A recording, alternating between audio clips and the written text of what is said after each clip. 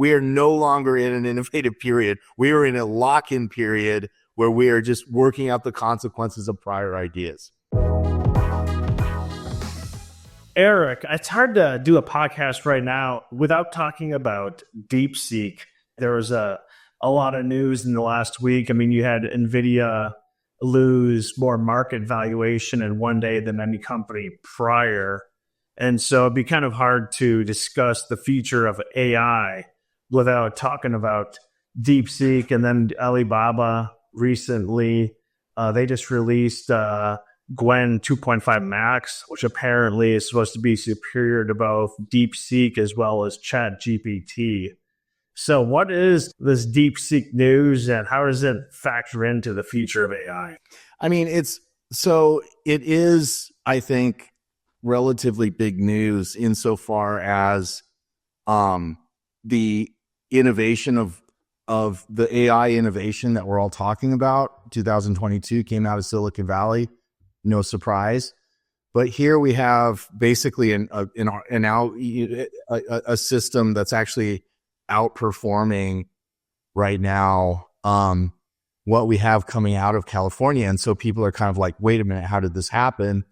And there's a lot of talk. I mean, like I'm trying to keep up with the news about this, but it's like a breaking news story almost, and so it's like, well, they stole everything from OpenAI, but I mean that's not that they may indeed have got their hands on data through OpenAI and they can litigate that or however they want, but they did innovate in the sense that they were able to do something that OpenAI has not yet done, which is radically reduce the compute requirements to produce a very high quality model, and so that's a legitimate innovation, and I think that Gary Marcus said a couple of days ago, the AI critic, he said the AI wars are won right now for the time being. And he meant, China has taken the lead. So I think it's a big story. I mean, people call it Sputnik, when the Soviet Union got something into orbit before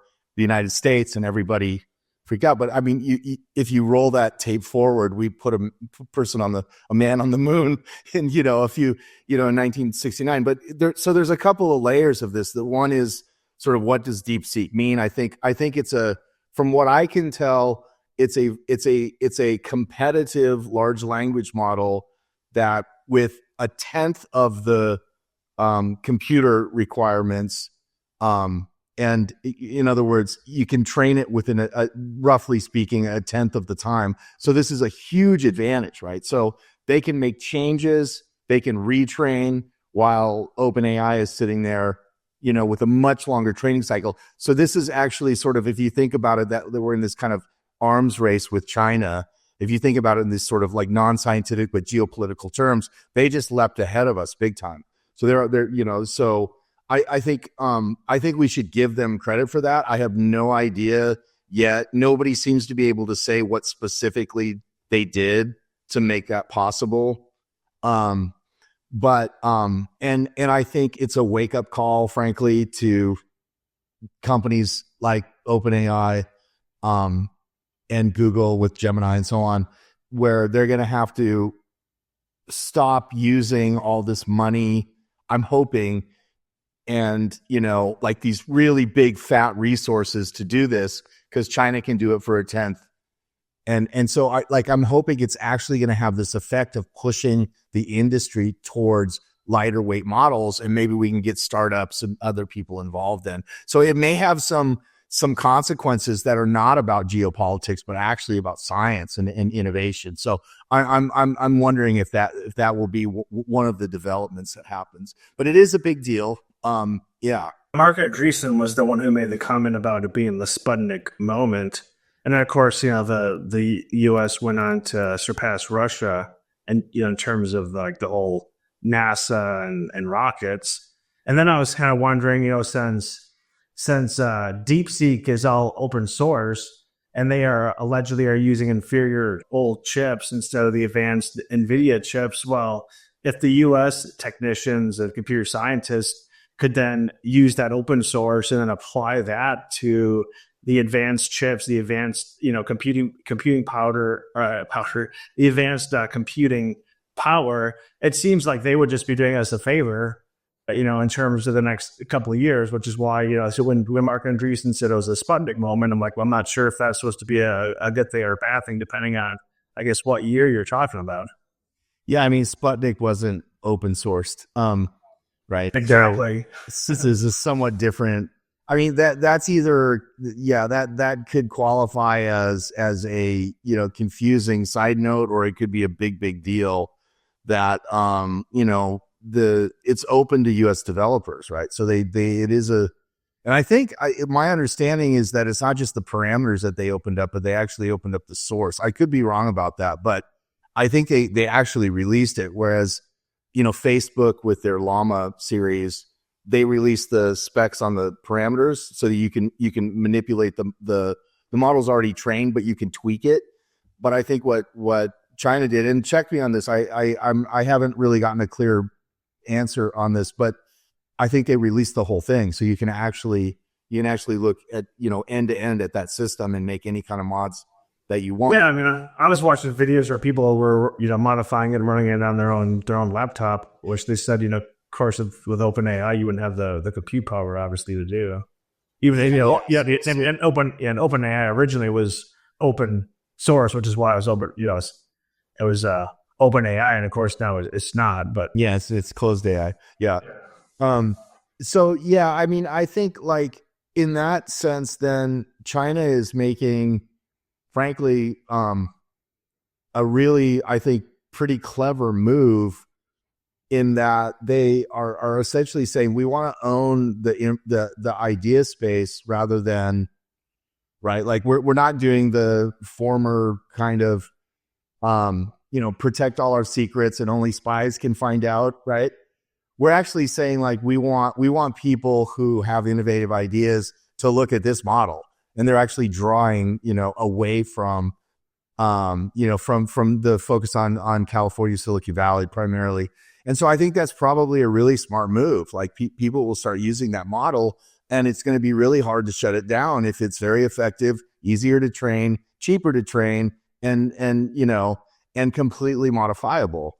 So I mean, that's probably bigger news than the Sputnik way of looking at it, is that, people are going to adopt it the world over because it's free. That's our line. Like that's the free world's line, right? So yeah, it's an interesting development, no doubt. I was reading articles that are basically saying now these LLMs are just essentially going to be like commodified, and there's not really going to be a whole lot of a profit in it after this moment where basically people or companies could take the source code from DeepSeek, create their own in-house version instead of using the subscription model. It also makes people wonder what OpenAI and some of these other companies were doing that were spending billions of dollars. And then the question is like, is the whole market overpriced? I mean, you have a bunch of these, tech companies like NVIDIA that were 30x earnings, things like that. So, yeah, absolutely.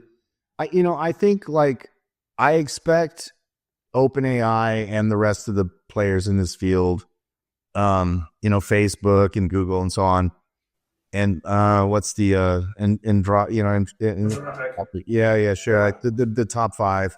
I expect that what they'll do is benchmark this. So basically, you're going to see in the next 3 months or so, here's the DeepSeek and here's our model and it's better, right? So they're going to try to take back the news, so to speak, by just basically benchmarking that and showing that it's better.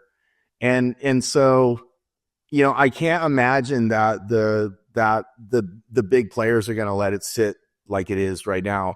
But it is very disruptive to basically say anyone can use this and there's no cost. I mean, it's a brilliant move, frankly. But I don't think Silicon Valley is going to lay down. The first thing they're going to do is show that we have superior models so that they create some value, in using ours. And then I don't know, it may be that open source actually becomes more prominent. But, at the end of the day, $20 a month is what you pay for an individual license to use, for, ChatGPT 4.0, which is a pretty good model. I actually use it. So it's not cost prohibitive yet. So, we'll see what happens, basically. Yeah. Yeah, I mean, we're not even talking about all the geo, politics of it, where you basically have like TikTok in the US possibly being banned. But then the most downloaded app right now, at least on the iTunes store, is this DeepSeek. And then, if you read the actual kind of fine print, I mean, they have access to, keyword strokes on your phone and, et cetera, et cetera. So it's like, okay, and then just the timing of it, this is shortly after the whole Stargate thing where they're committing $500 billion. And, the whole DeepSeek thing, DeepSeek was released in, November and December of 2024. So a couple of months ago, now all of a sudden it's coming into the limelight. And then, of course, we just had, like I said, the mention was the Quinn 2.5 Max from Alibaba. So, it just seems kind of like the timing of it is fairly suspect when you factor in all this extra funding that they've been trying to dedicate to this Stargate. Yeah, I mean, it's interesting. So I think, this is sort of, outside my pay grade, but I would be surprised if there isn't a backstory, right? I think I think we're going to have to sort of play a waiting game on this one because there's so much churn right now. It's really difficult to figure out what's going on. But I do think it's sort of unlikely that that China released this model because they want to promote legitimate open source around the world. They want to promote freedom around the world. So I think there's probably a backstory to this, but I'm not in a position to know what that is. And frankly, nobody is yet. I don't think anybody really has a clear idea about what's happening. And so we'll have to wait and see. But I think it does establish that the arrogance of Silicon Valley needs to end, right? And so, because this model, whatever they got, China is, notorious for basically creating technologies by taking US technology and then reapplying it in markets. And so they did this with all kinds of the social networks. They did this with search engines. They've done this basically with everything. And so they're sort of always a step behind, and but they're also sort of very, very good at catching up all the time. And so, but the US has this kind of arrogant position where, they're always a step ahead. And it's not entirely clear to me that pattern still holds. There may have been some, I can't find the answer to this online yet. You can't just steal OpenAI's data and create a model that takes a tenth of the energy, right? That's not, if that were the case, then OpenAI would have done it, right? So whatever is happening over there, I think we have to admit that there was some very serious innovation that happened out, off of US shores, so to speak. And then we'll see how Silicon Valley responds.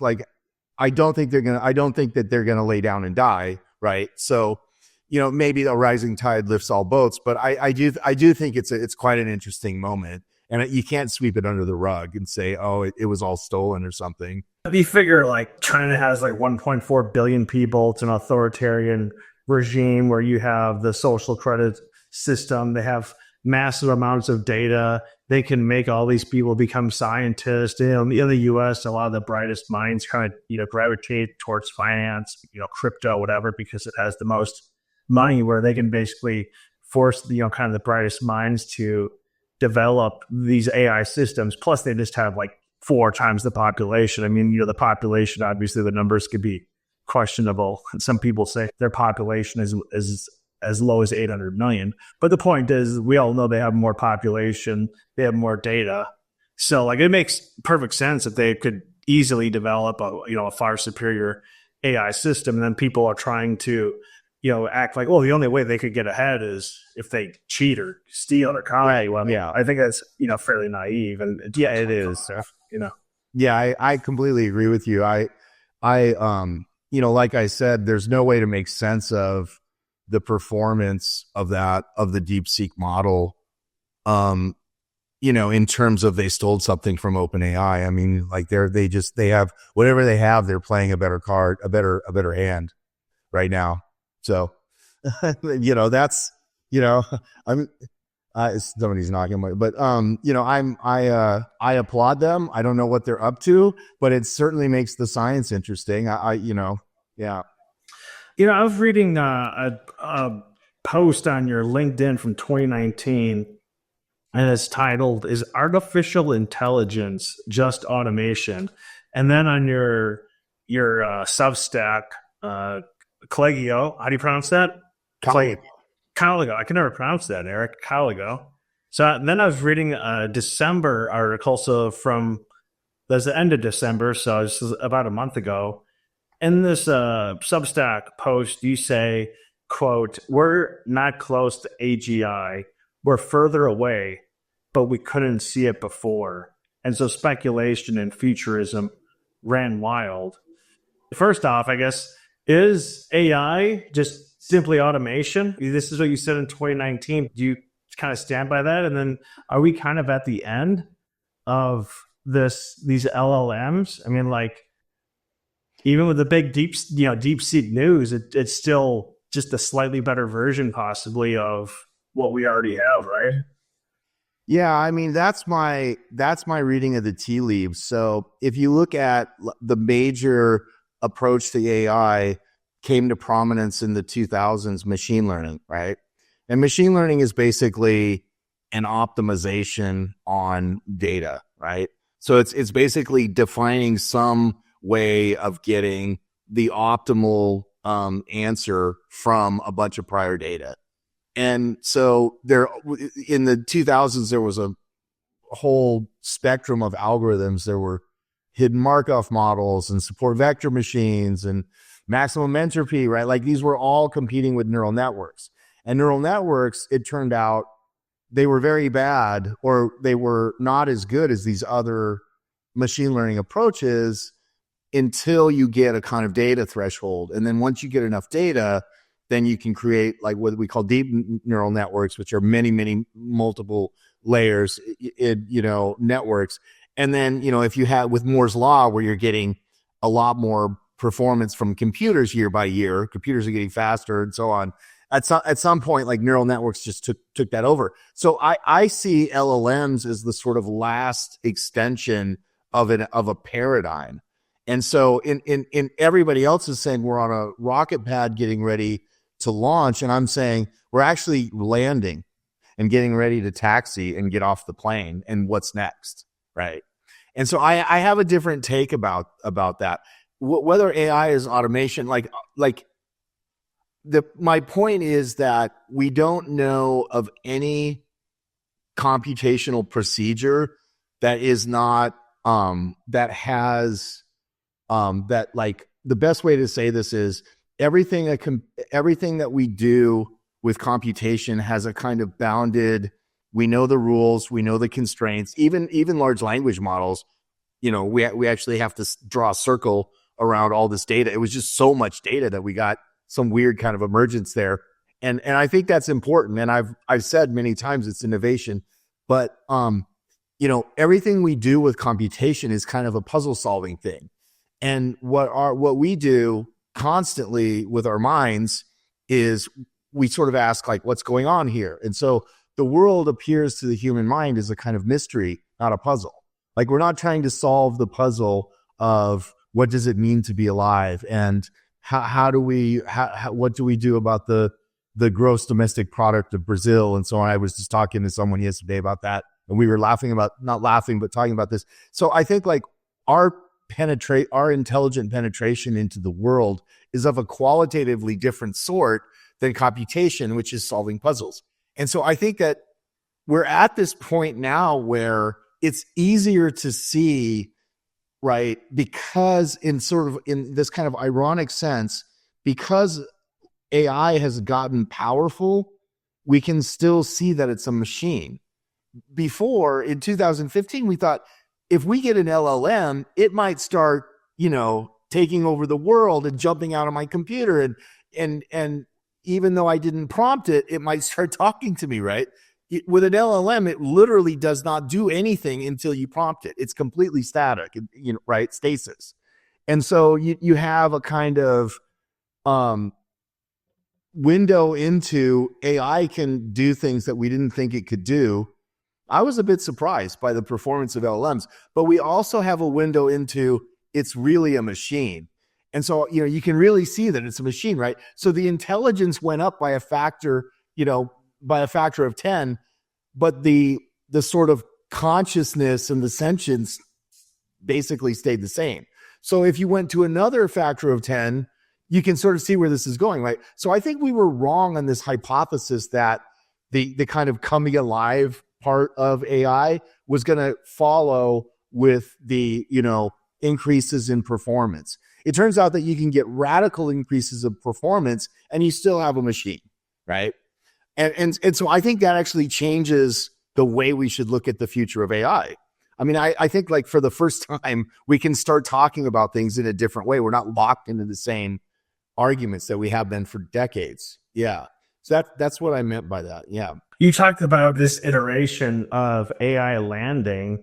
I mean, could the DeepSeek open source where basically no one makes money, everyone just runs their own LLM in-house or their own chat version of it in-house? I mean, is that like the unwinding of everything? I mean, that'd be kind of a pretty insane ending to an era. Like, I don't think that we're in any danger of having AI not be a major corporate project, right? There's too many applications of it that have significance for the state, right? So people get so frustrated when I say this, and I'm not a hawk. I'm not looking for what, but it just turns out I was a DoD contractor, defense contractor for years. And I'm a civilian, like I don't have clearance or anything like that. I built systems, and then if they whatever they did with them was their business.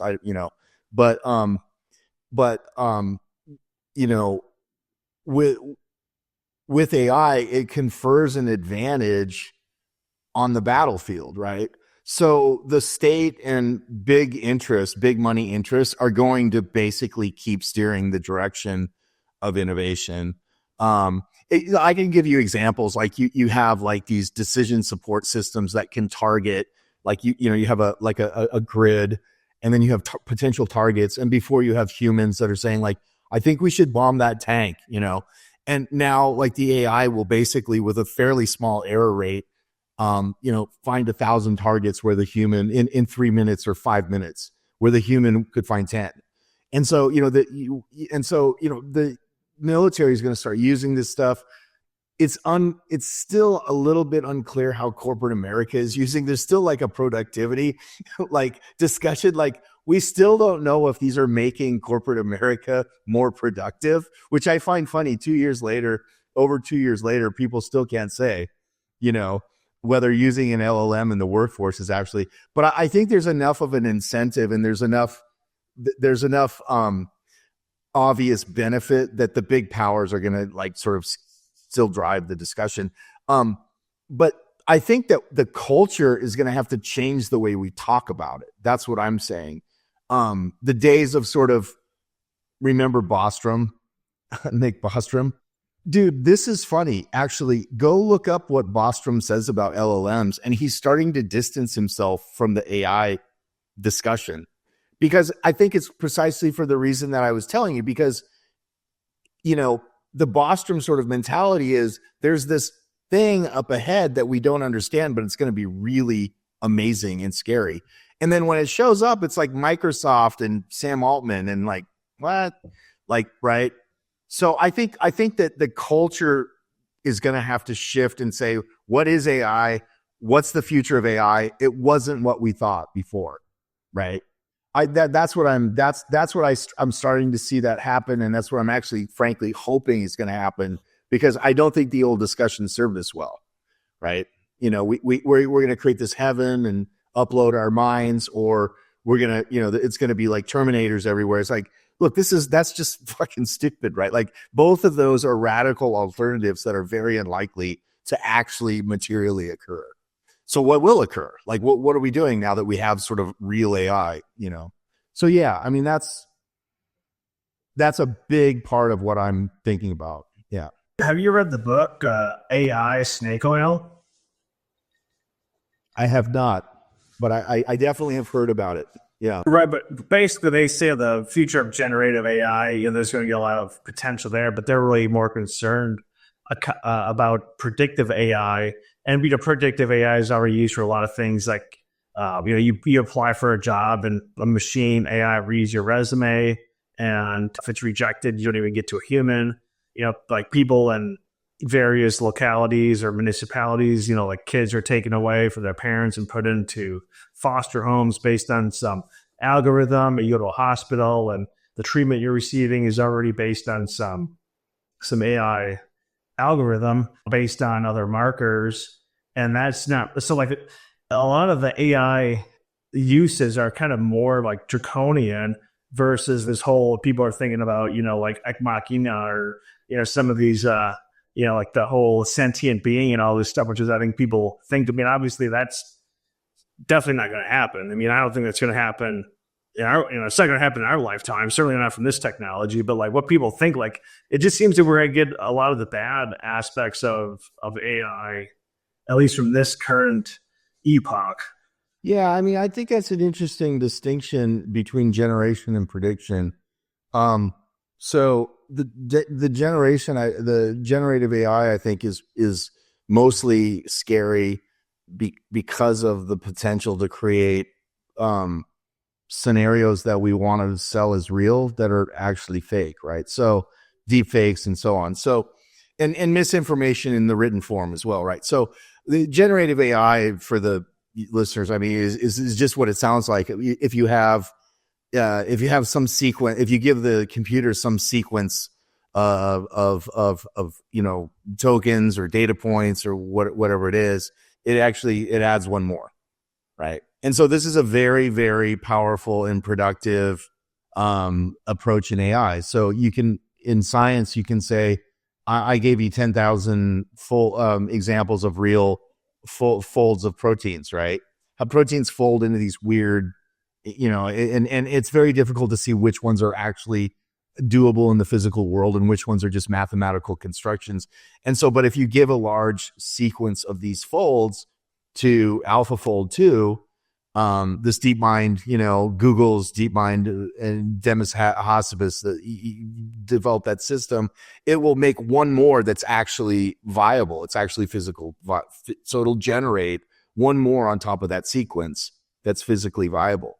And so, if you give a bunch of faces to it, and then say, we want to create the, Donald Trump's face, but let's have him say, that we're sending a nuke to Russia or whatever, you can generate that image, right? You can generate the audio, you can generate the visual, you can right. And so generative has this real danger of just entering our world with stuff that's not real, but it's the will of the person that wants malignantly to do that. But the predictive question is equally or even more troublesome, which is, I want to know sort of how to act in the future. And I have this sort of inside or information with AI. So I'm going to go ahead and, hire these people, but not these people. I'm going to go put police in that neighborhood, but not this neighborhood. Right. And so you have this kind of, what's the Spielberg, true crime or something, or Minority Report? Yeah, you have this kind of Minority Report going on with prediction. On the one hand, you can predict, I think my wife has breast cancer because, 10,000 X-rays, and we can predict that we're like, Walmart will predict that we need to have this a dynamic supply chain. We need to bring more oatmeal or something, right? So, and then the price stays low because that AI model is actually doing what humans can. So whereas before we would be waiting on the truck to buy our oatmeal, all of a sudden now it's in the store when we need it. And so there's a lot of benefit to using prediction in this bounded sense. Nobody can see the future, including AI.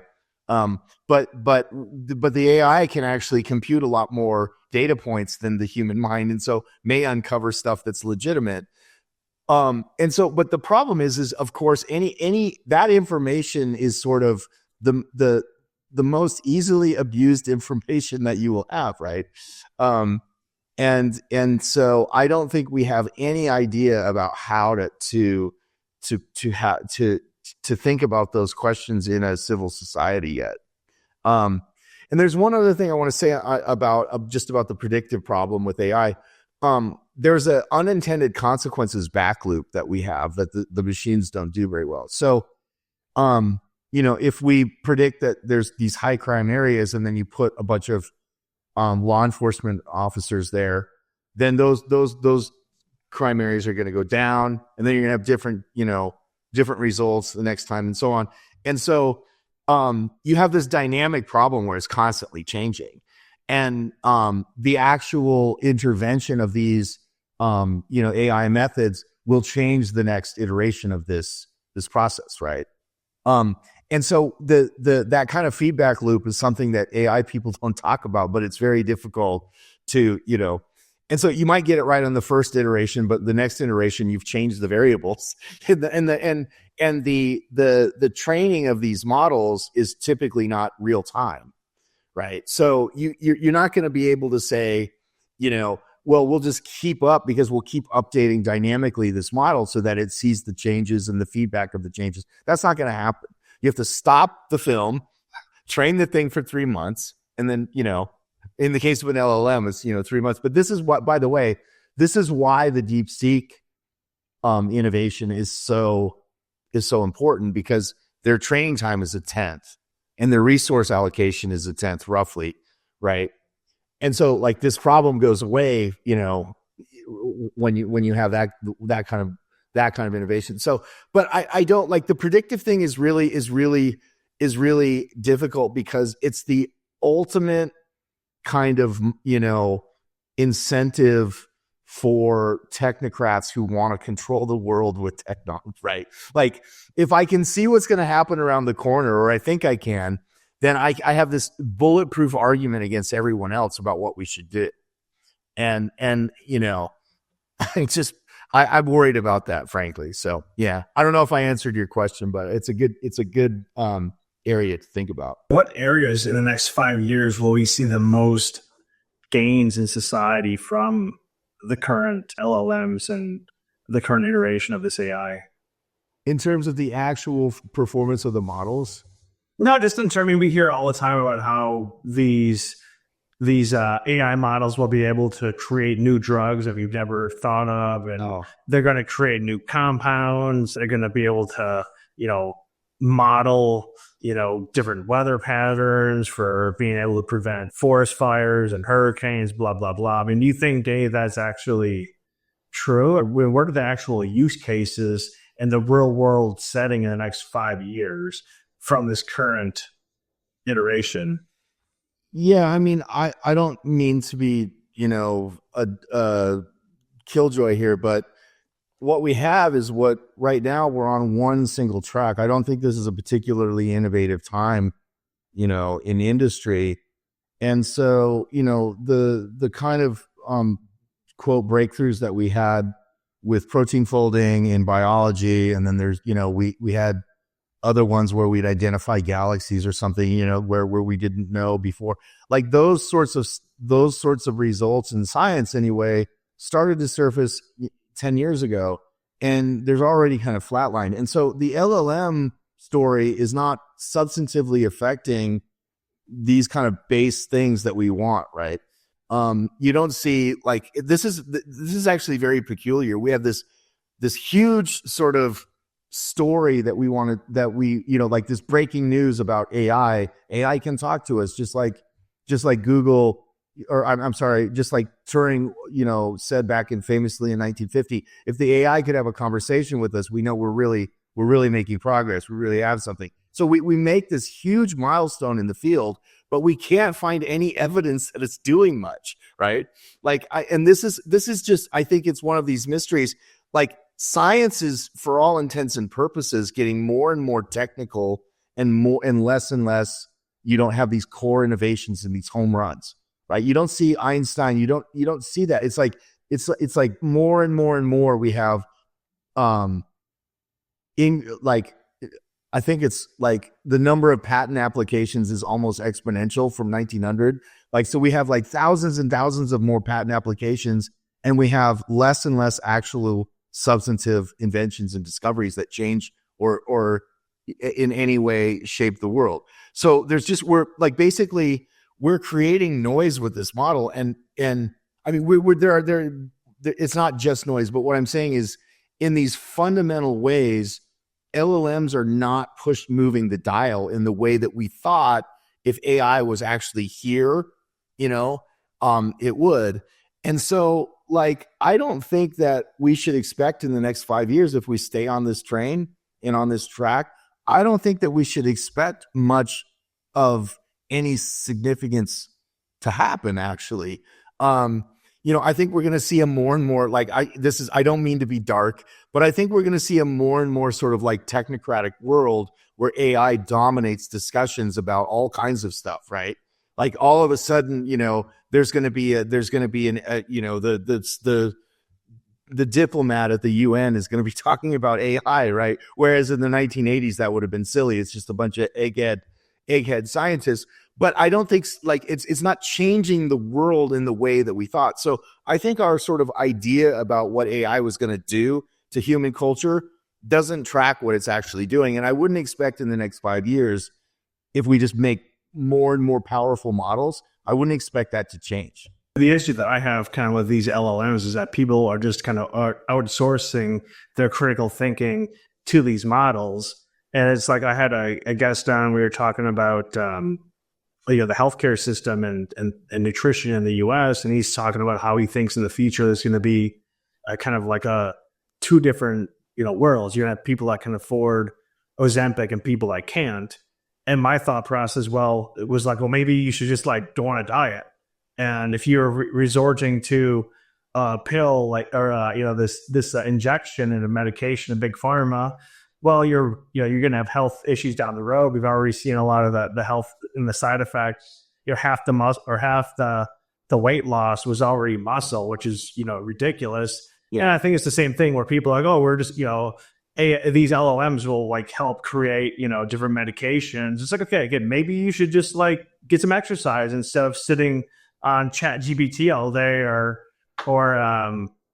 DeepSeek now, whatever. Like, isn't that like the solution? I think just outsourcing your thought process to these large language models. I mean, people have already outsourced their thinking to Google anyways. I mean, people call Google the Oracle. I always hate it when you're like in a bar having a conversation with someone. Oh, I'm just going to Google it. Like, I'm just trying to have a conversation with you. And now it's like you're going to have people that are like, busted out the AI app, instead of even like, and then of course, we've seen, studies have already shown that a lot of these AI models, these LLMs lean left. Was it David Rosado from New Zealand, a professor who researches this, says that these chatbots are more likely to use terminology favored by Democratic lawmakers, propose left-leaning policy solutions, and use more favorable language when discussing left-leaning public figures compared with their counterparts on the right.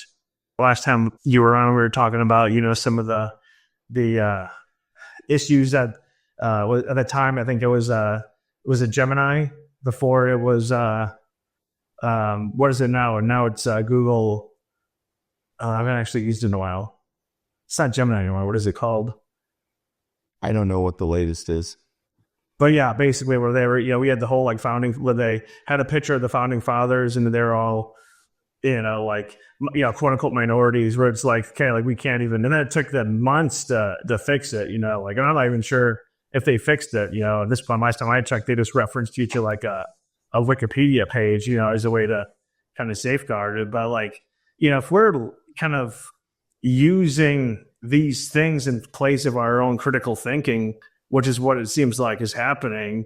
I mean, I think we're just going to be, we're going to have a dumbification of society. Yeah, I mean, I think that's right. And I think you're absolutely right that there's no sort of political view from nowhere when you train using human communication, right? And then you have to, so in pre-training, they grab all the data and put it in there. And, I'm sure that they're pulling out long tracks from conservative people. Like I don't know that this is true, but the data said they have complete control over what is used to train, right?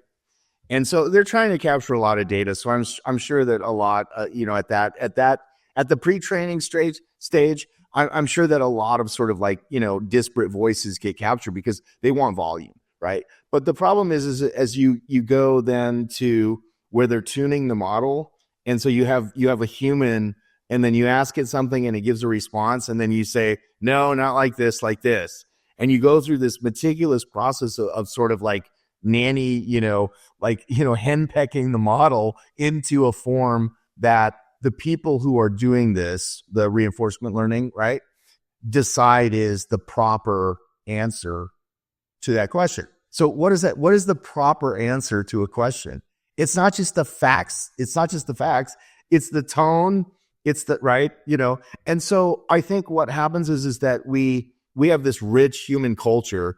And then by the time we get a model through this kind of gauntlet of people having input into every aspect of the training and the finalizing, by the time we get that, we are basically that model is not representing the the democratic country, so to speak.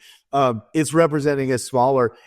Basically. I can't believe I'm saying this on air. It's a non-democratic model because it's representing a very small minority of opinions about what should be said, right? And I mean, look, I'm not particularly political, but let's be honest, Trump won the election by over 7 million votes. So if we're a democratic country, those LLMs should reflect the majority rule, and they certainly don't. I mean, there's absolutely no question that we don't have, right-leaning models. If we did, there'd be an uproar, the likes of which, it would never stop, right? The uproar. And so the fact that you don't hear anything about it means everybody's sort of that's thinking about tech and using tech is happy because it reflects this kind of left of center mentality.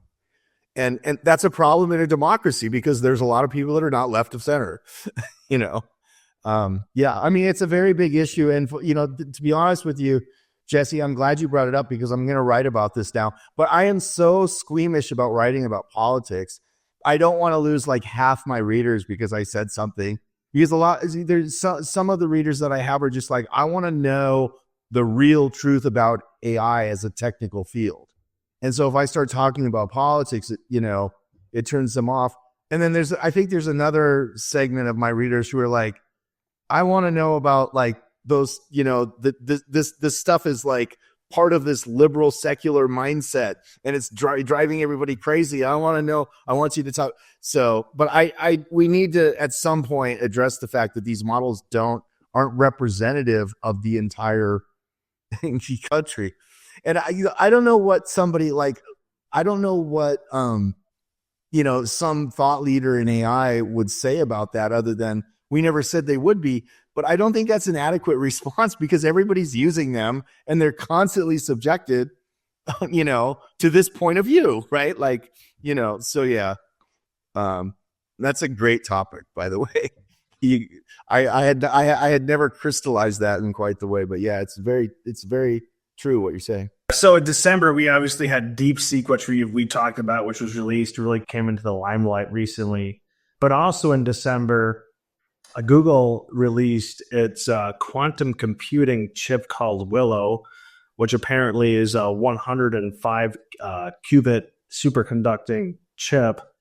And that it says that apparently this chip is the first quantum processor to demonstrate an exponential reduction in error rates as the number of qubits increased, traditionally, as you added qubits, you had an increase in the error rate. But then you also had the founder of NVIDIA recently say that quantum computing was at least 20 years off.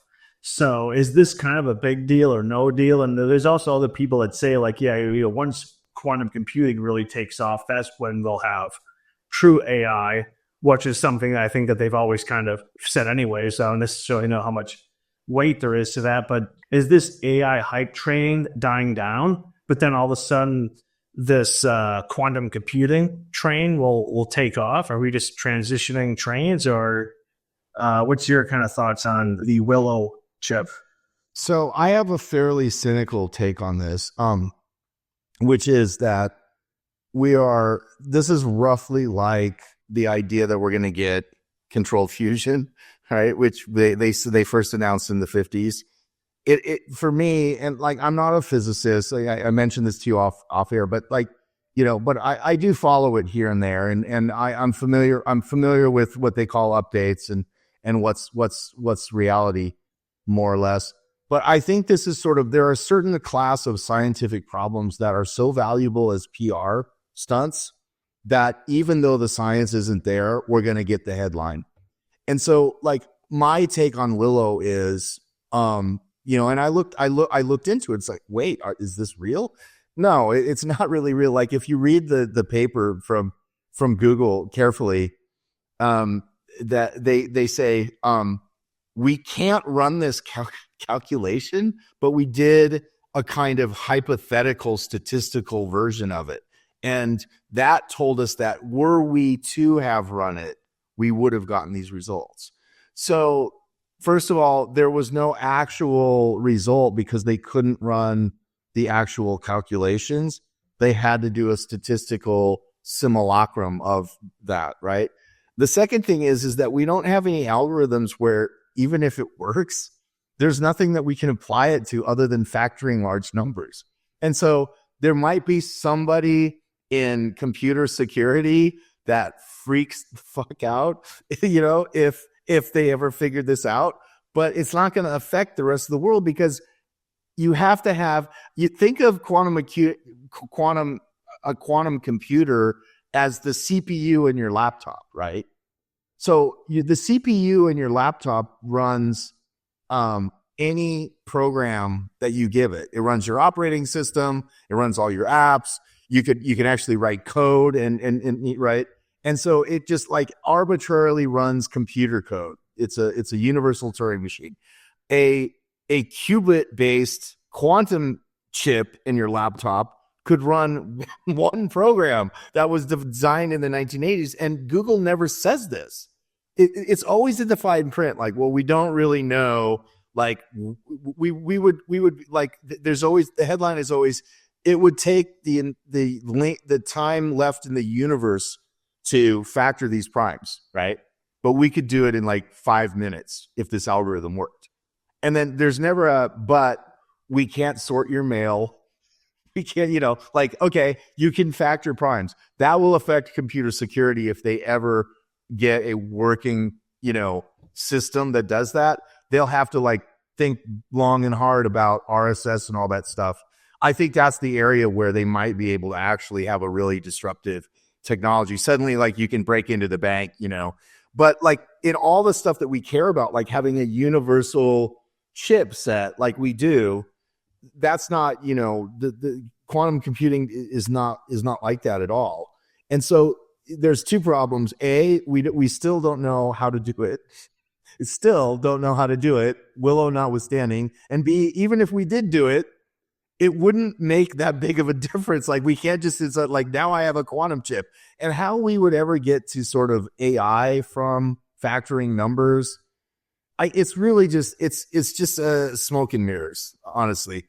I could be wrong, but I would bet pretty much everything I own that in 10 years, we could have the same discussion and it will largely be the same stuff. The most common use case that I've read about when it comes to quantum computing is essentially breaking Bitcoin. But then it seems like the developers of Bitcoin would just essentially change the encryption to something else that's not going to be broken by quantum computing prior to the quantum computing ever being developed. So it seems like if that's the only use case, you don't really have none. And then, of course, we don't get into the fact that you can't mass produce the quantum computing because you need to have it at some, optimal temperature, which is really, really cold. So, everyone would have to have some quantum freezer and whatnot. So, like, it just doesn't, you're never going to really be able to scale it up anyways, right?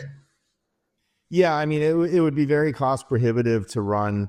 But I think the more fundamental problem is like I said, it falls in a certain class of what a friend of mine, John Horgan, called famously ironic science, where I really, when I was a kid, I used to dream about X, right? And so it always makes headlines when they have anything to say. But if you look at the entire history of quantum computing, there's nothing that ever crosses the line into something that's usable.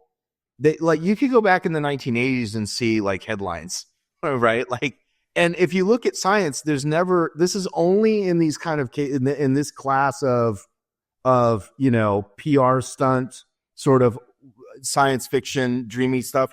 Like you never see this elsewhere. Like people don't say, I can't think of a good example in science. Typically in science, if there's a result that is legitimate, you see that the after that result, you see quantifiable, identifiable effects in culture. You see it getting adopted by industry. Like there's an entire story. Like when we realized that leaded gasoline was, toxic. And so, there's this, so like scientists like finally figured out like we could do unleaded gas. It's not a great example, but like, so unleaded gas became part of our culture. It became like when you go to the gas station, you pump, right? There's nothing like that when you have these like PR stunt sciences. So like there's what is it called? A tokamak, to use another great example with fusion reactors, right? And so there's this dream that we can have the sun in a bottle. And so you can see why this is a scientific vision, but they have these like $1 billion tokamaks and they'll report the results every now and then that we actually got energy from a fusion. We were able to, with this plasma in these coils, we were able to get this like real fusion reaction. It actually happened and we generated energy that we measured. But they never tell you like it took more energy to do right. So you can't commercialize something where the energy that it takes for the tokamak to get the fusion reaction is greater than right. So in other words, you're buying the result rather than getting the result and changing the world with free energy. And I think, frankly, and like I said, I'm not trying to be skeptical, but I think I would be amiss as a scientist if I didn't say quantum computing is like that. And I could be wrong, but I'm not. It's like that.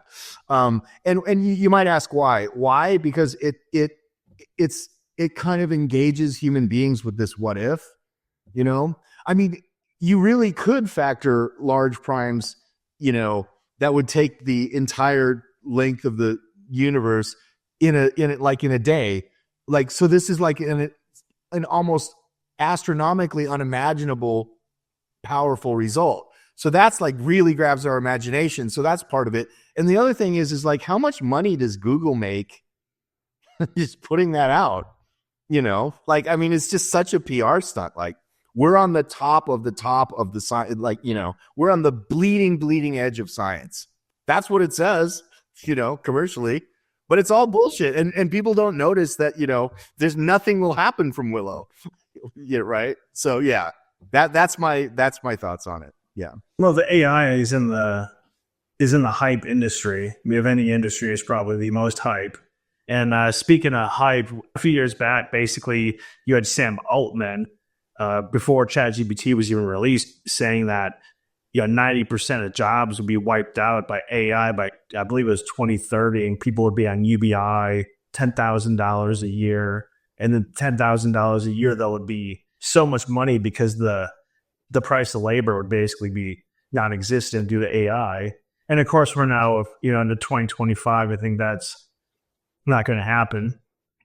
And so, I mean, like, people are always kind of concerned about, what should I do for work? If you're like a senior in high school and you're looking at picking college majors, I mean, people were telling you like, oh, don't be a lawyer because all the lawyering, and you feel like is all the legal work ChatGPT is going to be doing. So don't even go into that. And I think, now that we have a little bit more information, I mean, ChatGPT was released in 2022 or 2025. So we have 3 years, or almost going on 3 years of actual experience. So what's going on with the job market with AI? What would you recommend? Is Sam Altman going to be right in 2030? Are we going to have a 90% workforce reduction, and we're going to be in UBI and we're going to be eating some bugs?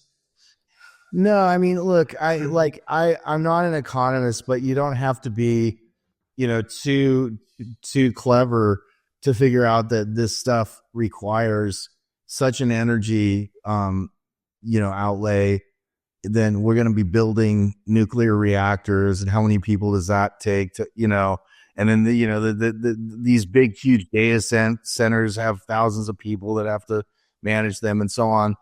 And then you're going to have a bunch of sort of white collar jobs created where people use LLMs and consult with LLMs, and corporate retreats with where they explain so like I don't think that humans work that way. Like we never ever design a technology that gets rid of us. Like we even managed to not blow up the world with a nuclear bomb yet, but like but the idea that there's this technology that bursts on the scene and then it just starts doing everything. I think that's like a comic book version of how actual markets happen. So the good news is that we're probably creating a bunch of jobs to do the tech. The bad news is we're locked into a certain way of living, and there's going to be consequences to that. Yeah, but I wouldn't worry about like we're all making $10,000 because it just never, like, that argument has been made decade after decade, and it would seem that what we're doing is we're making more and more complicated technologies that require more and more inputs from different people. I think who's getting screwed in this though is like the sort of the middle class Joe who, right, like basically wants to have a life where I go to the office, I work, I do my job, I went to college to learn insurance, and I think like that's getting really disrupted, right, by tech. And so people are going to have to do constant job training. Like I thought I was doing, I thought I was a legal secretary, and it turns out that now I'm an LLM, analyst or something, right? So I don't see it like grinding to a halt, like Altman said. I see it just sort of like morphing into constant job education. When I look at like the whole DeepSeek thing that we kind of talked about at the beginning, is that if it does use significantly less energy, less computational kind of horsepower from these chips, is that smaller companies could then implement it with just one coder or one kind of IT guy, and then they could run that in-house. So it would allow the whole like democratization of it for more corporations, instead of having to have paying a bunch of money to OpenAI or Meta, whatever model you're using. But then ultimately that just means that these other companies are going to get rid of lower level employees because they think that the AI can do a better job. I think most people, like if you were to like go to a general practitioner, tell them your symptoms, or just go into ChatGPT, most people would probably trust, or I'm not sure you say most, but I'm sure a crap ton of people would trust ChatGPT over a general practitioner. And so it's kind of like, again, like I was talking before about how people are just kind of outsourcing their brain. I can see where if these LLMs are just going to be really cheap to run, where you don't have to have advanced chips, then more companies will use it, and even lower capacity roles, because it's just, cheaper. And oftentimes, you don't need to be great or perfect. You just need to be good enough to get the job done. Yeah, I mean, I think that's definitely possible. That's one of the really disruptive parts to DeepSeek is that, it opens up a larger market. But by the way, even a tenth of the power is still probably $1.5 million or something. Like it's still very expensive, but it is moving the needle in the right direction to democratize the technology. But I'm not trying to be cynical, but if you sort of look at the history of web technologies, anytime we get a kind of democratizing result like that, you get a corresponding response from corporate America, which is sort of like, well, if we can use a tenth of the power to get this result, we'll use 10 times more, right? Well, then we'll just start building a deluxe model that will sell, to with a premium cost, and we'll still undercut. Right. I mean, I don't know that that's going to happen, but when do corporate interests ever lay down and die? Right? Like when do they, but like I said, it's a double-edged sword, right? Like if you can do more with less, then if you have more, you can do really more, right? With the same technology. I think that probably follows, right? So, but it is true. Like, I mean, like if you could, I was really bullish on this for years. I wanted to make the ultimate argument against big tech killing innovation. And we need, right? We need, Web3, and we need all these initiatives. And then I started to realize, no matter what we do, the Borg just it's like a fight that we can't win, but I would love to be wrong. I've never worked for big tech. I never will. Facebook was trying to, or Meta was trying to hire me for some data, scientist, something in Austin, 90 miles from here. And I just didn't I won't do that for cash. I won't do that for anything. But I also, it's very difficult to figure out how to get them out of the story. So, yeah. Yeah. So Erik J. Larson, we had you on a podcast 10 months ago talking about your book, The Myth of Artificial Intelligence. And you currently are writing a new book. You want to tell us what the kind of the tentative title on that, or the area of that the book focuses on? Yeah, so I just got a contract from MIT Press. Very super happy about that. And it's called Augmented Human Intelligence, and we haven't decided on a subtitle yet. I think I told you the working one we had, but I've already forgotten it because we're actually discussing it.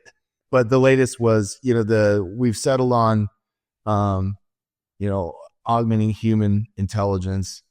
And instead of artificial general intelligence, we're basically making an argument that AGI is not the direction we're headed. And even if we were, it's not where we want to go. And so we're saying we have this new opportunity to think about AI as actually helping people. It's not like we're reproducing humans. You can just have a baby if you want to do that. We've done that 8 billion times. And so we have this kind of weird science fiction goal that we don't even want to pursue. And we're trying to shake people out of that with this book and say, let's talk about what AI can do for us and how do we actually want it to shape our future? Because at the end of the day, it's our world, it's the human world that we really care about. AI is a technology, and we only build artifacts or technology basically to help us in some way. You build a shovel if you get tired of digging with your hand. You build an arrow if you get tired of trying running around with a club, and you build a computer if you don't want to compute a bunch of numbers with a piece of paper and a pencil. And so we're really doing the same thing since the very dawn of humans sort of trying to improve themselves in their environments. And so we should look at AI in that very same way and say, what do we want to get from this technology? It's not about this idea of AGI that's gotten lodged into the narrative. It's very unclear why we would want that. And so let's open up this new discussion about what we would want. And so the book is about that. And it's also about how would we know that? So we look at what works and what doesn't, the limitations of the systems, how they work. We kind of do a deep dive into all kinds of stuff, self-driving, and the basic, point that we're trying to make is that, human and machine intelligence are fundamentally different, and trying to merge them is actually a waste of time and money. So we want to take that difference and then figure out a framework for basically, lifting, improving our lot, given that we have this tech. And so, it's a fun project. I hope it makes a big splash, but even if it doesn't, I think it's an important message. I was watching a podcast with you where you're talking about like AI and education, and you're basically saying like you're in your 50s. So if you kind of have these AI tools available to you, it really wouldn't affect your learning or your development because you've already learned how to write, you've learned how to read, you learn how to code, et cetera, et cetera. But yeah, I was kind of thinking like, if you're like a 9-year-old and like you're just like having to turn in a paper and you're just like writing gibberish, throw it into ChatGPT and turn that paper in. I was talking to one of I lived in Costa Rica for 6 months. I went to a Spanish immersion program and still friends with the principal there, but she was saying she goes to grad school and she was telling me that they don't do any papers. They have to do all in-person presentations because the professors in this grad school are so afraid that people are going to use ChatGPT. But I would imagine there would have to be a lot of developmental issues especially like ChatGPT. That's like one thing it's really good at, or these AI tools is really good at like kind of, being a great bullshitter. It could say something fluently without actually saying anything. That's like, political, the whole political word salad, Yeah. Yeah. I think it's a different and much more, scary situation for formative years. So like I was saying in that education program, I use an LLM, but I'm not in any danger. Like it always writes worse than I write, but it will occasionally, it's like having, that's not always true, but like I will use it as a kind of, let me just step back for a second. So if you're a really rich writer and, you're Stephen King or something, and you're literally making millions off of your books, you have an entire staff of people. You have an assistant who reads things, who scratches things out, says, I think we should, and, when you go into a publishing environment, like I did with Harvard, with The Myth, and then I'm doing it again with MIT, the editor will say like, I don't really think this is the way to say it. I think we should say it this way. And so you don't actually, a professional writer with the higher standards of integrity never writes 100% of the manuscript. There are always people who have input that you accept. And so like that line was written by my editor, and so on. And so it's not this sort of black and white situation where now all of a sudden we have a tool that, is doing that. We've always had tools, but they've always been humans. But when I use an LLM, I think of it as I've got an assistant that I only have to pay $20 a month. That's the subscription fee for ChatGPT, right? I want to use it as an assistant. If I'm 9 and I have no idea what to write about, astronomy or, whatever, like I might just ask the LLM to produce something. And if I'm 9, what I consider to be boring sort of, vanilla prose, if I'm 9, that's great prose, like, right? Like that, the LLM just beat anything I could have said if I'm 9. And so, so I think like with education, you're just dealing with a different scenario where you basically it's like if you hired, if your parent, if you're 9 and then your parents hire a tutor and then when the tutor comes in, you say like, I just want you to write my papers, right? Like, well, the parents would never allow that. They would say like, you're not going to, no, like he has to learn or she has to learn, how to write English prose, right? Or whatever the task is, or mathematics, right? That's what you say if you hire a tutor. And but with the LLM, there's no way to do that. There's no way. The student can always just say, no, just give me the paper, and the LLM will be happy to oblige. So it's like having a human tutor or assistant that you can just force to do what you want. Like say, no, just give me the paper. I don't have time. I want to go play basketball or whatever, And so I don't know, like I'm not in education, but it's fairly common sense that you can see like there's a problem there. And I think, what I got from, I have talked with educators on podcasts, and you saw one of them. And I think there's another one actually that I did as well. And I may or may not, but like, I think that what they're struggling with, just how do I do that? Like, where's the boundary? But I don't think there's any question that there's going to be a boundary that eventually people will say, like, like you said, your teacher said, you got to go and actually do this. I need to see you physically produce this, from the thoughts in your brain, and I have to physically see you. But that's sad, right? Like we should be. I'm a writer. I love writing. I identify as a writer more than I do as a computer scientist. And kids should be writing the next great American novel, or the next great European novel or whatever. And so it's sad that we have to change to an oral format, or people should be struggling with the word, and they should be trying to outdo their, the people that came before. That's the whole thing, Also, that oral format is not scalable in a lot of, I remember when I was in university and you're in like A&P and you got 300 people in class. You're not going to, each person does one oral presentation. But then I was also thinking, I'm like, there's probably a lot of burned out teachers that actually love it, because then they just use ChatGPT to grade the other paper. Like, oh yeah, I just run all my stuff through ChatGPT to grade it, and too. So I'm like, there's certainly an advantage. I'm like, I don't know what, like, to me, I'm more of a glass half full kind of guy. I'm like, well, I would just run that same paper through the ChatGPT and let ChatGPT grade itself. And it would. Yeah. And it would, right? Yeah. So, I guess there's, maybe they're looking at the student taking a shortcut where they could utilize the same technology too. So, yeah, I don't know, like, part of me says this is a crisis and we have to intercede, and basically, there's going to have to be something really draconian that happens in formative education. They're going to have to ban them, or they're going to have to all these kind of rules around them. And part of me says, like, how are you going to get a job writing if part of the interview is, here's a pen, here's a piece of paper, for a write me up, whatever, right? So how do you actually avoid knowing something? At some point, you're going to have to get a job.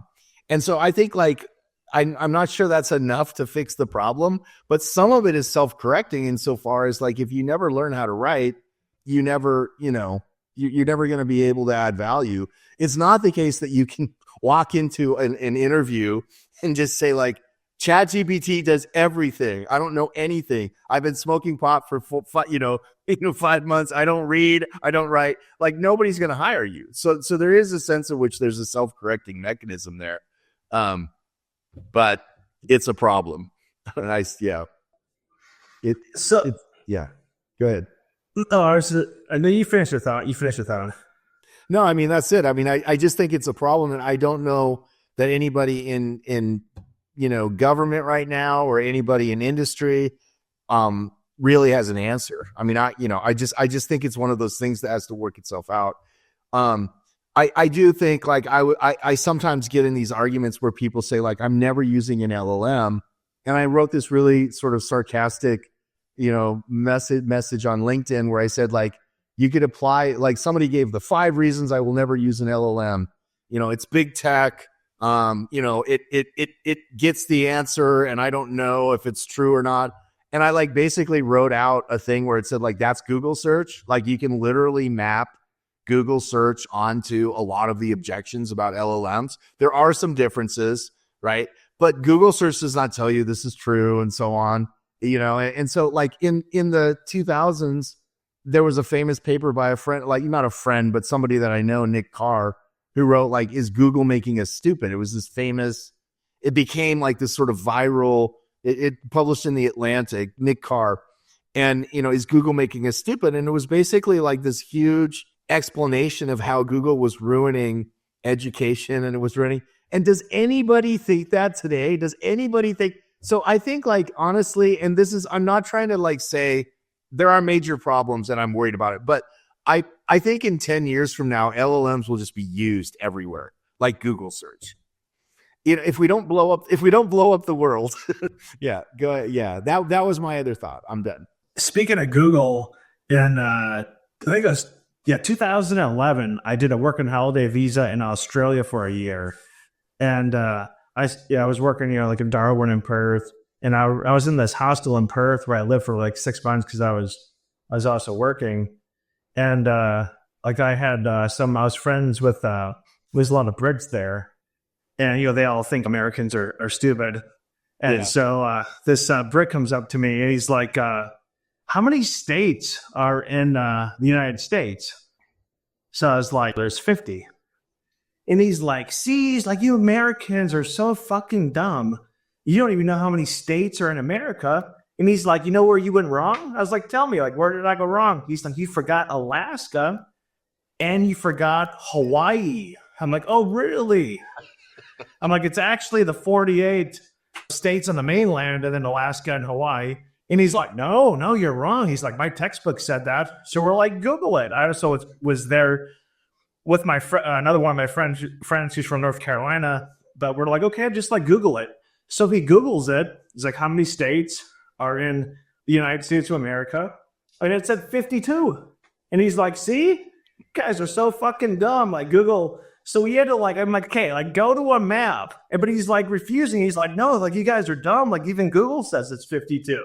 So we had to pull up a map and like actually count the number of states. And then he's like, no, like, it says 52. But it's like, that was literally Google in 2011. And like, I mean, this is like the same, we're like in the same moment right now. Like, but think, when did Google come out? Wasn't Google like 1999? Right, to 2011. Now you're talking 12 years. Yeah. We're only 2 years, 3 years into the ChatGPT. I mean, we're not even close to having these quote unquote hallucinations, errors, whatever you want to call them, even remotely worked out. Yeah, no, I think that's true. I think it's definitely, like I said, it's an extension of what we've been doing. It's an interesting one, but a lot of we're gonna basically retrace the same steps that we did with Google. I mean, like it's hard to believe. It's funny that you're old enough to remember that. Like when I talk to Gen Z people that are like 25, they like Google search is just like 1950s technology or something. It's just so. But if you go back to the 2000s and read what people are saying, it's like this. It's going to like search engines are going to disrupt the world, right? All of a sudden, anybody can pull a fact or a quote. You don't have to read the book. And I think in some sense, like that's all true, but the world, the sky never fell, right? I mean, maybe it will fall, but I see LLMs as this kind of extension. It's a little bit more troubling because Google offers you some information that's hot linked, right? And then you can you have this kind of agency as a person where you can, as the information seeker, where you can click that link and sort of see, okay, here's the web page. Do I know this site? Is this, but the LLM will basically just present something as true as if you just asked an oracle, right? It'll just sort of present, and you can ask it for sources. So I think that's important to point out. Like you could say, like, "I'm asking you about this, prove it," and it'll actually provide you links like a search engine, and so you can research that. But a lot of people use it like I asked this thing a question, it's super smart, it gives me an answer, and there's not a lot of critical thinking that goes on past that. So I definitely think that's we waded into deeper epistemic waters, as it were, than with search engines. It's another level of abstraction where we're trusting even more the machine, as it were. But yeah, I mean, nobody knows what's going to happen. But I don't. The way that this tends to happen is we have this disruptive technology and it creates all these waves, and then basically people start figuring out how to stitch it in to industry, into education, into culture, and so on. And I suspect something like that is going to happen. The bigger question is, are we going to have a culture that we actually want to live in? I mean, we'll make this work, that like LLMs will not destroy the world or everybody. We won't have idiocracy. That movie, Idiot. Yeah. We might be already there. That's not what I'm worried about. What I'm worried about is like, we're just sort of like slow walking into this world that we don't really want.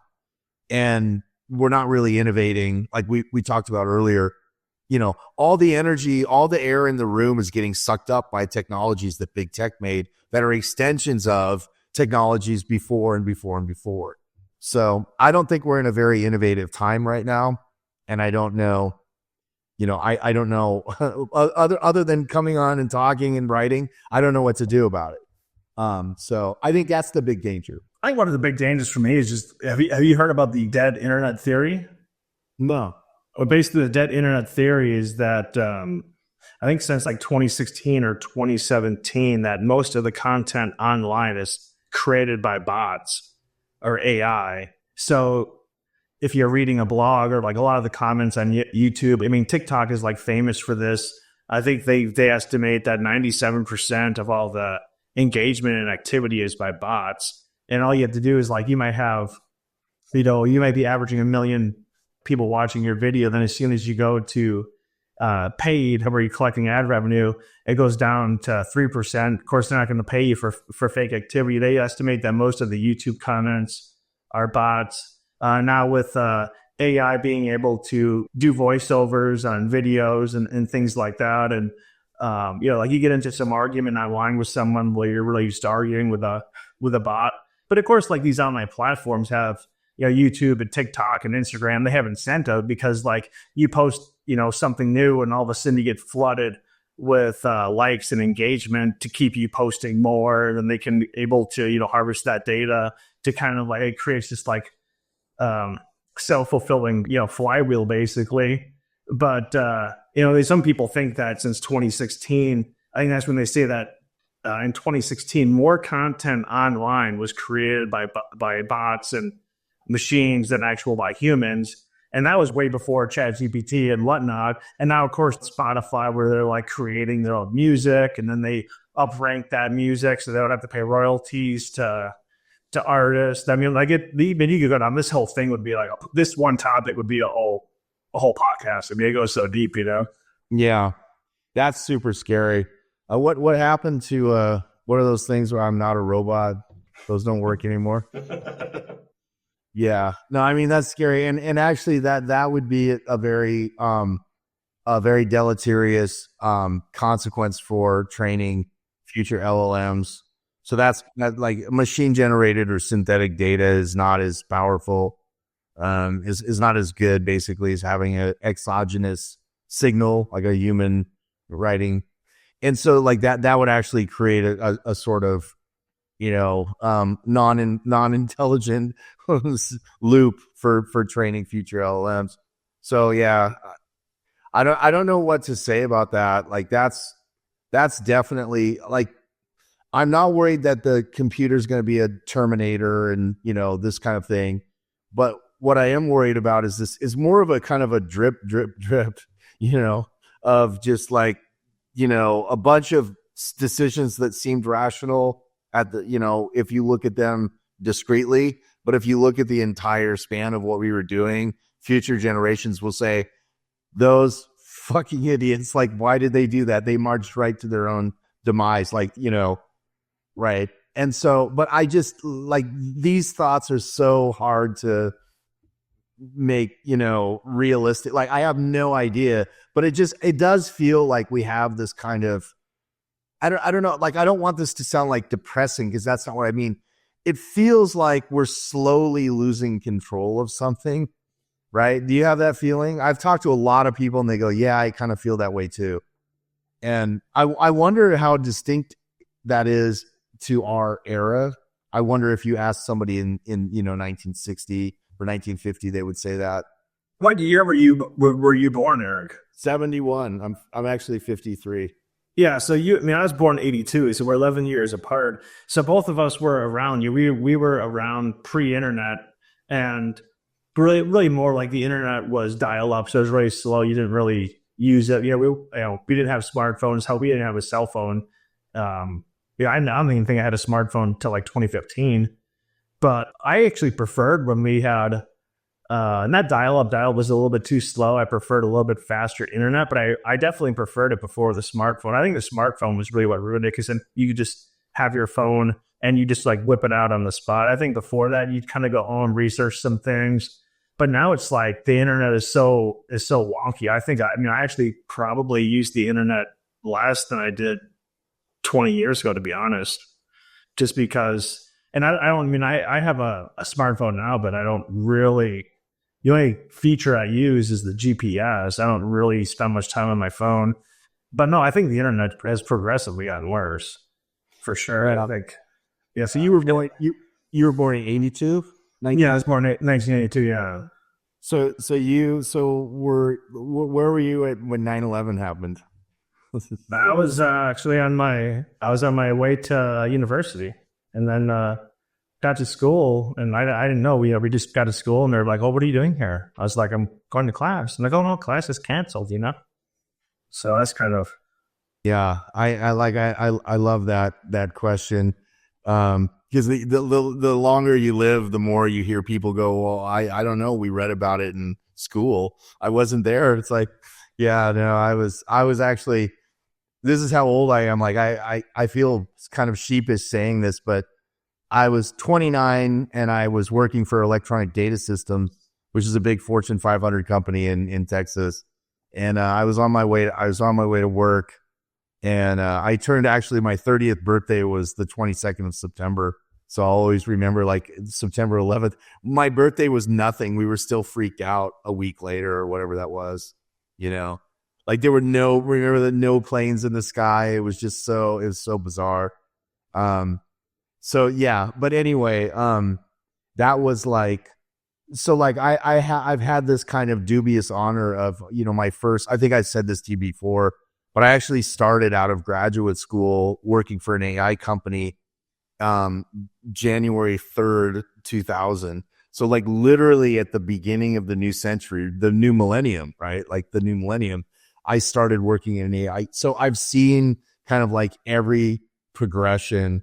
I've had a front row seat. I was in Austin, Texas, where there was a lot of early investment, the .com. Remember the .com, pets. They had all these like web 1.0 companies like pets.com. Like they didn't know what to do yet right. They didn't have user generated content yet. There was no Wikipedia. There was no idea that we were interacting. They basically just recreated the business world of bricks and mortar on these static web pages. So you would go and buy something, and we still sort of have that, but we have more interaction. But then, I saw like, wait a minute, that didn't work.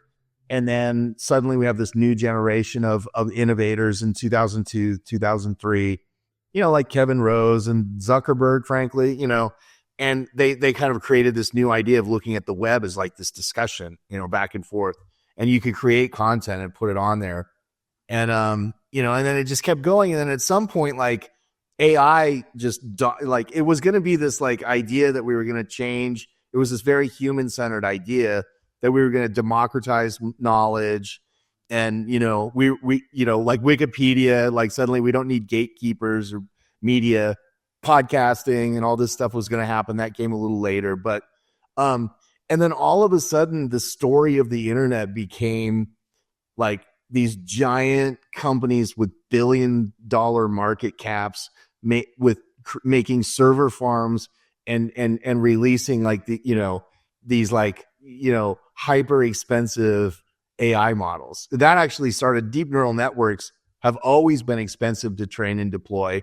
And they started back in like 2011, 2012.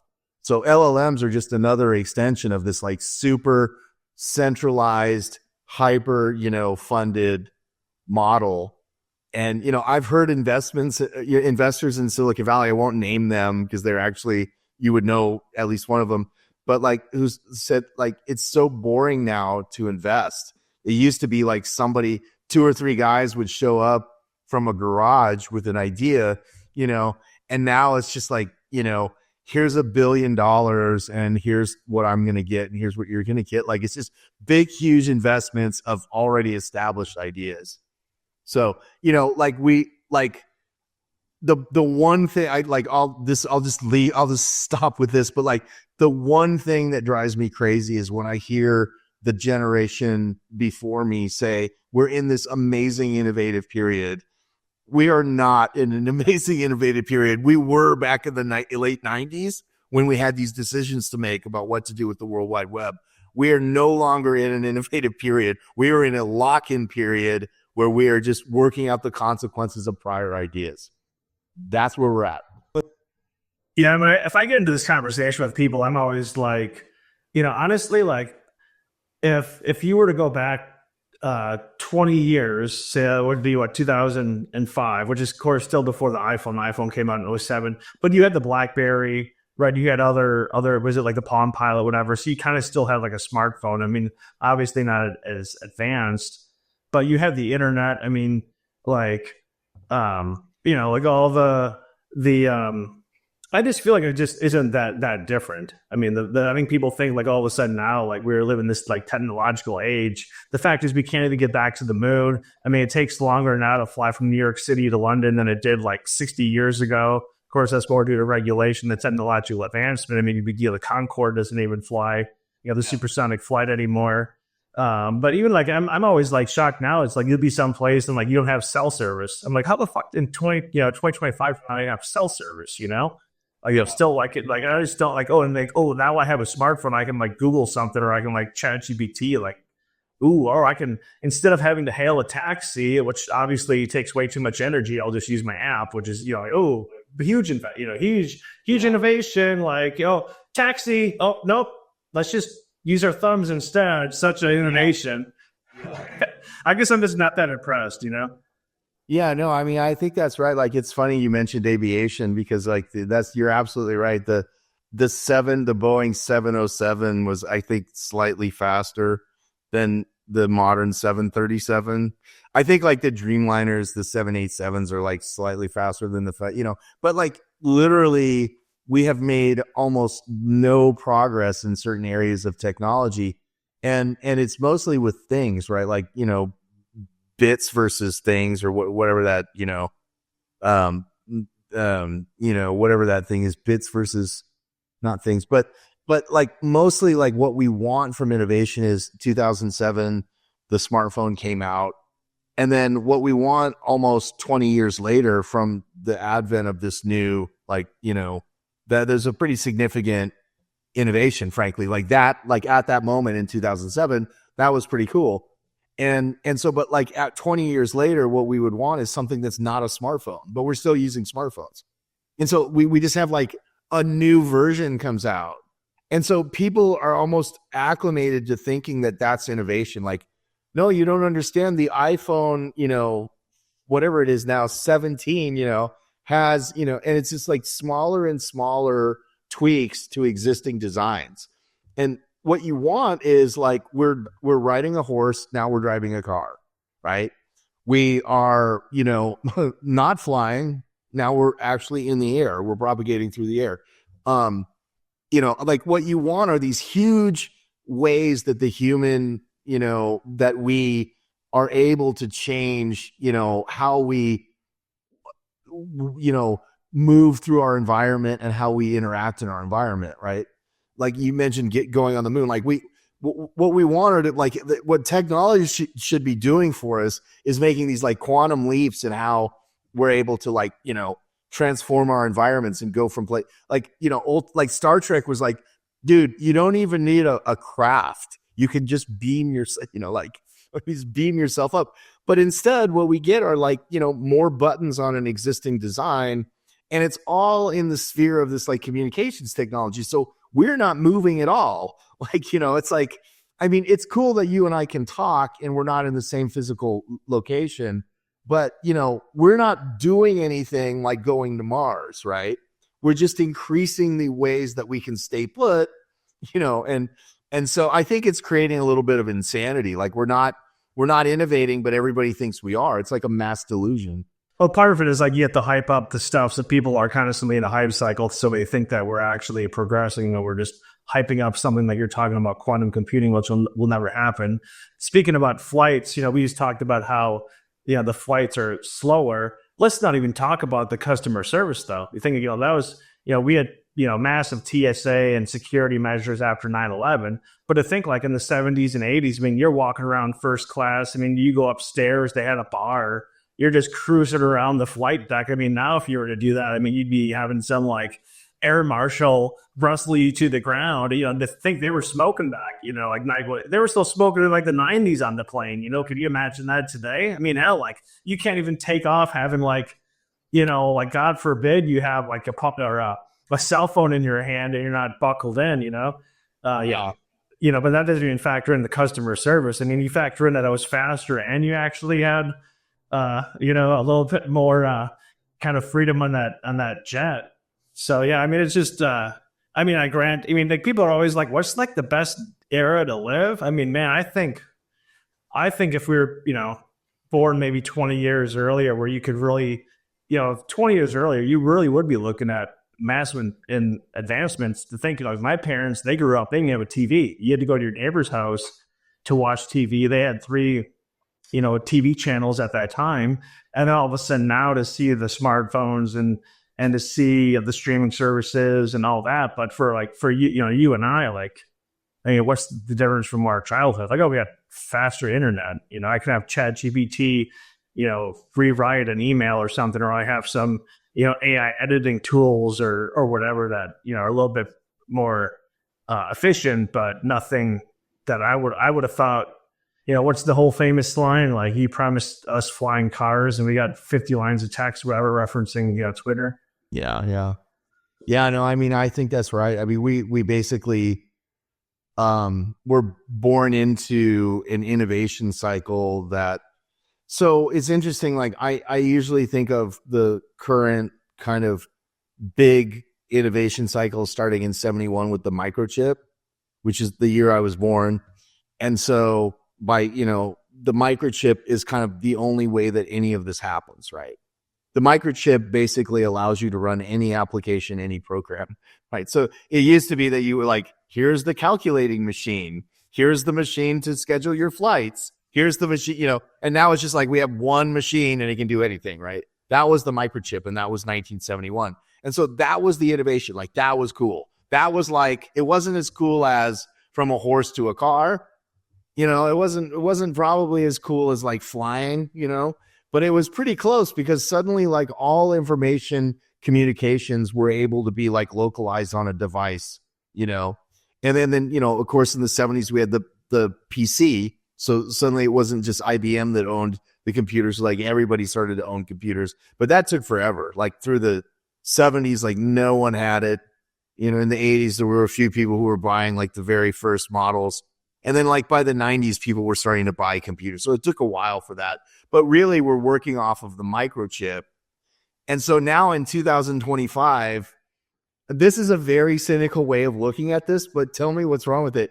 This is the major innovation was 1971. And so in 2025, we're still squeezing, innovation out of that same basic idea.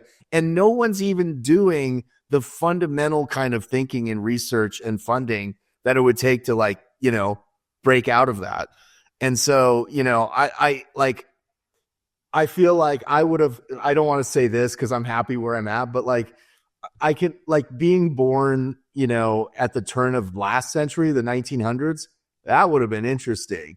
You would have seen the advent of automobile. They were technically in the 18, but like really like, Ford motor was like 19, whatever. The Ford Model T was like what, 1917 or something. But like if you were born, like, if you were born at the turn of last century, the 1900s, you would have seen basically almost the entire modern world sprout up, right? Like everything that we look around and see now happened in like, in that 50 or 60, including computers, by the way, in 1940. And then, and so like compare that to being born like in our era, like you said, like we have like another app, like this is dumb.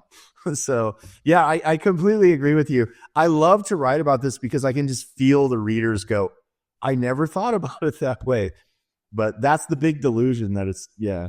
So Well, then we don't even get into like planned obsolescence, where it's actually a lot of these devices, they're actually engineered to have a kind of an expiration date instead of, like a gallon of milk having an expiration date. Now your phone has an expiration date. Your smart refrigerator has an expiration date. I actually did a podcast. I had a professor of engineering at I had a professor from the Milwaukee School of Engineering, and we were talking about like sex robots, and we were talking about how apparently there was this like dildo company, and it was a smart dildo, and then all of a sudden now this information was hacked. So it's like, and they had like a camera in it, and then of course they could tell like you're based on the heat and different. Apparently they can tell all sorts of things. But I'm like, in what world do you think it's good to have a smart dildo? Like, I'm pretty sure. And then not to mention, like, do you need to do like software updates? You're just like in the store, like, okay, oh, we got on my dildo app. Apparently, I need to update it now. Like, I can't use it tonight. Like, God, we're going to have to make sure we get really good internet. We need to reinstall this app. This is like insanity, in my opinion. I'm like, and I'm like, I can't believe, like, if you grew up with that, like, you just think it's normal. Like, oh, just install this on my phone. Like, nothing bad's going to happen with that. Camera on it. Like, and that's just like, maybe that's a more extreme example, but I'm like, you can take that at a lower level for a lot of different apps. yeah, it's like all these spaces that used to be like private, right?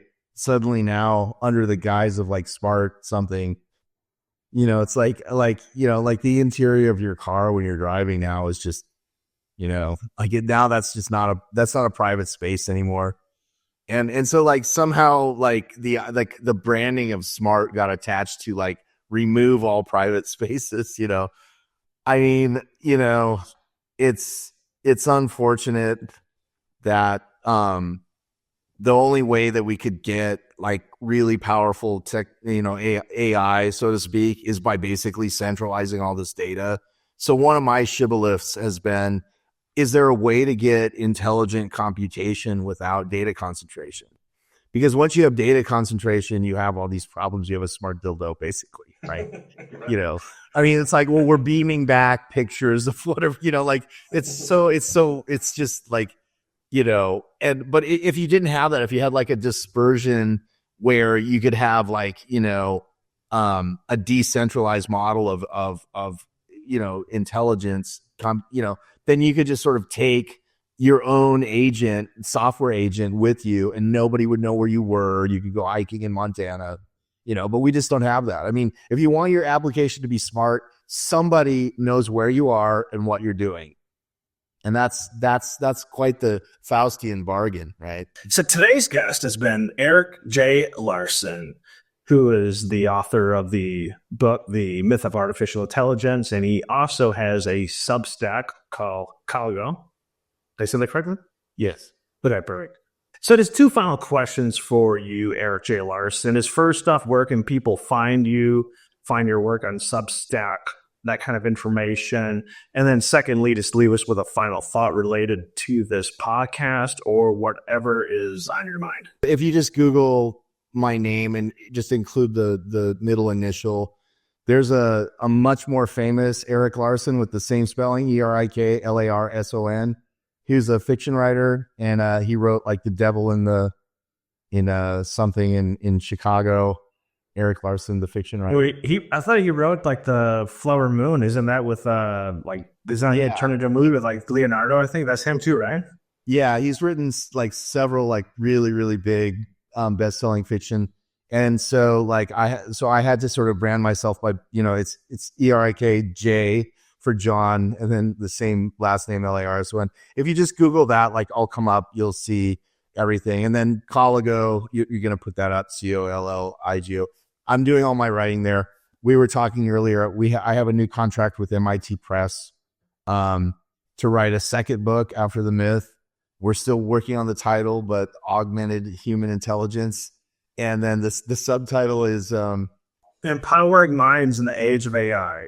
Empowering Minds in the Age of AI, that's the working subtitle. The reason I don't know it is because we've been talking about different ones. Me and the co-author Chiwi NG, who's a VC guy out in Silicon Valley, who's also a very good mathematician, computer scientist. So it's been fun getting his angle, what's happening in Silicon Valley, and he's very technically astute. So, but I'm the lead author on it, and I consider it to be my second book after The Myth of Artificial Intelligence. So yeah, that's what I'm doing. But what I'm doing weekly is writing on Coligo on my sub.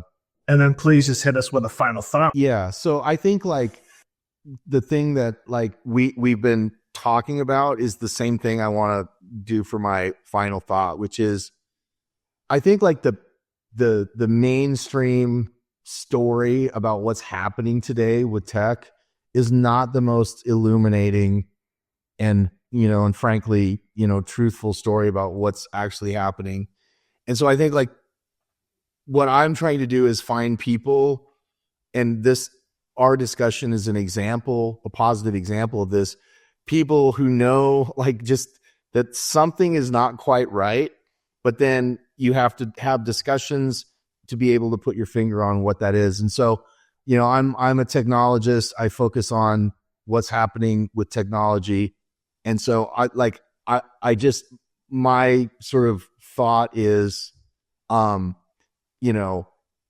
we like go from, this year to the next year to the next year, the bigger questions are going to be the more important ones. We know that LLMs are going to get a little bit faster and a little bit more powerful in some direction or other, because, Trump's putting $500 billion in, for AI. So we know that we're going to have this big investment and this big focus, but I don't think that that's really where the real questions that we're trying to ask are going to get answered. That's the machinery of society doing what it's going to do. But I think we're also like, as that machinery sort of crunches, we're also like creating more and more cultural questions and bigger picture questions about what we want. And some of this is scientific. Like, how do we, like, what do we, like, you mentioned we wanted a flying cars when we got 28 characters or whatever that was. The original quote from Peter Thiel. I know Peter, full disclosure, but it's that sort of thing. Like, so like, what is the vision that we have for our future? And if we just let all the like sort of innovative thinkers get sucked into the same kind of monologue narrative about, LLMs and, what's the next version? It's sort of like we were talking about smartphones. The iPhone came out in 2007. And now we have how many versions? We're going to keep doing this kind of grinding out the consequences of somebody else's good idea instead of having one ourselves. So I think that's my kind of like big thought for the discussion we had, and sort of for the broader thing is like, we need big thinkers, big discussions, big writing. This is the time now, so I mean, it sounds a little cheesy, but I think that's where I come down on this. My dear friends, that is it for this episode of El Podcast. Once again, if you're not yet subscribed, please subscribe on YouTube as well as Rumble. You can also find us on Spotify and Apple Podcasts, or wherever you get your podcasts from. We thank you all from the bottom of our hearts for watching and listening, and we will see you on the next episode.